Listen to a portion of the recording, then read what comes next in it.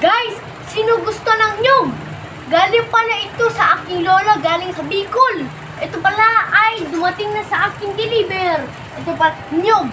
Ayan, nyug.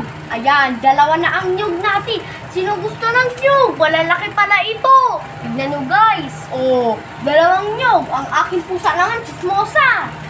Tignan naman guys. Oh, nyug. Sino gusto ng pinakamalaking nyug? Malaking nyug. Kulay green. Hilaw pa. Pero hindi naman hilaw. Diba guys, lagay na natin ang nyug. Ah, ang bigat ng nyug. Ito pa guys, isang nyug. Yung skeleton ko nabalian. Ito ang nyug. Nyug. Guys, ito pala ay masarap. Galing pala ito sa aking lola na mataba kasing taba ng nyug. Sobrang laki pala ito at masarap kasing tamis ko lang pala ito.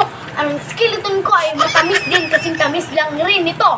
Masarap na masarap. Ito pala ay galing din pala sa Bicol ay masarap din pala ito. Tignan nyo guys, maliliit. Thank you pala. Maraming salamat sa iyo para Lola Aba. Shout out pala sa iyo. Ang nang-akyat pala nito, ang lolo ko na mapayat. Ito pala, kaya niya pa rin kahit matanda na siya, naakyat niya pa rin. Ang mabigat na ito na nakasasako. Shout out Lola Erma narito. Shout out Lola Erma narito sa pagdadala pala ito. Maraming salamat po pala galing kay Lola Aba. Tara na mga ka-skeleton, kainin na natin to. Yung sarap guys. Guys, tignan natin kung masarap talaga siya guys. Galing Bicol to. Oh, guys, tikman natin siya guys. Kung gaano siya kalaki.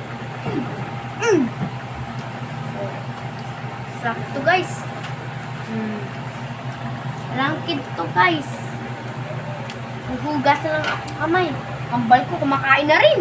Ang sarap niya guys. Ano lang ito guys?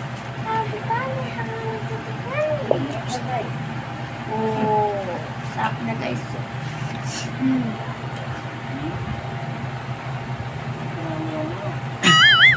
Asim guys. Ano guys? Ba't ang asim nito?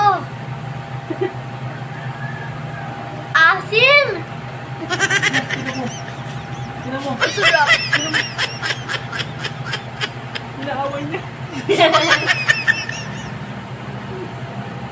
Guys, asim guys. Dito na ako napasarap. Kala ko matamis. Alam ko kasing tamis ng buto-buto ko.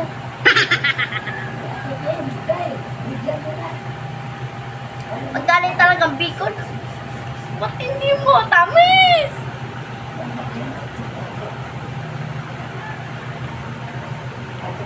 Ulong asim.